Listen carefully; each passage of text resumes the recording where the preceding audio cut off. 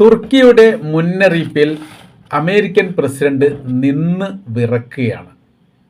കൃത്യതയോടുകൂടി ചില നിലപാടുകൾ തുർക്കിയുടെ ഭാഗത്തു നിന്നാണ് ട്രംപിലേക്ക് പോയിരിക്കുന്നത്. അവർ പറയുന്നു, തങ്ങളുടെ രാജ്യത്തിന് നേരെ ഇറാൻ്റെ ഭാഗത്തുനിന്ന് ഏതെങ്കിലും തരത്തിൽ ആക്രമണം ഉണ്ടായാൽ അമേരിക്കയുടെ സൈനിക ബേസുകൾ തുർക്കിയിൽ നിന്ന് എടുത്തു കൊണ്ടുപോകണം. പിന്നീട് നിങ്ങൾക്ക് ഈ രാജ്യത്ത് തുടരാൻ വേണ്ടി സാധിക്കുകയില്ല എന്ന തരത്തിലാണ് ഉർദുഗാൻ്റെ ഭാഗത്തു നിന്ന് ട്രംപിന് ഒരു മുന്നറിയിപ്പായിട്ട് നൽകിയിരിക്കുന്നത്.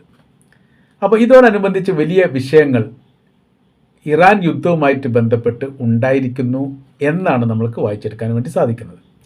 ഇപ്പോൾ GCC രാജ്യങ്ങൾ അല്ലെങ്കിൽ യുദ്ധത്തിൻ്റെ കെടുതി അനുഭവിക്കുന്ന രാജ്യങ്ങളൊക്കെ ചില മാറ്റങ്ങൾക്ക് ആയിട്ടുണ്ട്. അതിനനുസരിച്ച് അവർ മുൻപത്തെ രാഷ്ട്രീയ നിലപാടുകളൊക്കെ പൊളിച്ചെഴുതുകയാണ്. ഇപ്പോൾ GCCയെ കേന്ദ്രീകരിച്ചുകൊണ്ട് ഒരു ചതുർരാഷ്ട്ര സഖ്യം നിലവിൽ വന്നിരിക്കുകയാണ്. ആ രാഷ്ട്രം എന്ന് പറയുന്നത് ഈജിപ്ത്, പാകിസ്ഥാൻ, സൗദി അറേബ്യ, തുർക്കി. ഈ 4 രാജ്യങ്ങൾ സംയുക്തമായ രീതിയിൽ ഒരു സേനാ സംവിധാനം സൃഷ്ടിക്കാൻ വേണ്ടിയിട്ടാണ് തീരുമാനിച്ചത്. അപ്പോൾ അതിൽ ഈ രാജ്യങ്ങളിൽപ്പെട്ട രാജ്യങ്ങളെ മറ്റേതെങ്കിലും രാജ്യങ്ങൾ ആക്രമിക്കുകയാണെങ്കിൽ തിരിച്ചടിക്കുക എന്നുള്ളതാണ്. ഈ 4 രാജ്യങ്ങളിൽ പാകിസ്ഥാൻ ഒഴികെ പാകിസ്ഥാനും ഈജിപ്തും ഒഴികെ സൗദി അറേബ്യക്കും തുർക്കിക്കും നേരെ ഇറാൻ്റെ ഭാഗത്ത് ആക്രമണം നടന്നിട്ടുണ്ട്. ഈജിപ്തിന് നേരെ ആക്രമണം നടന്ന റിപ്പോർട്ട് പുറത്തു വന്നിട്ടില്ല.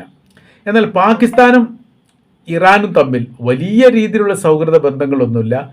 ഒരു നയതന്ത്ര ബന്ധത്തിനപ്പുറമായ രീതിയിൽ വലിയ സൗഹൃദം വെച്ച് പുലർത്തുന്നവരല്ല. ഇപ്പോൾ കുറച്ചുകൂടി ബന്ധം ഉണ്ടായത്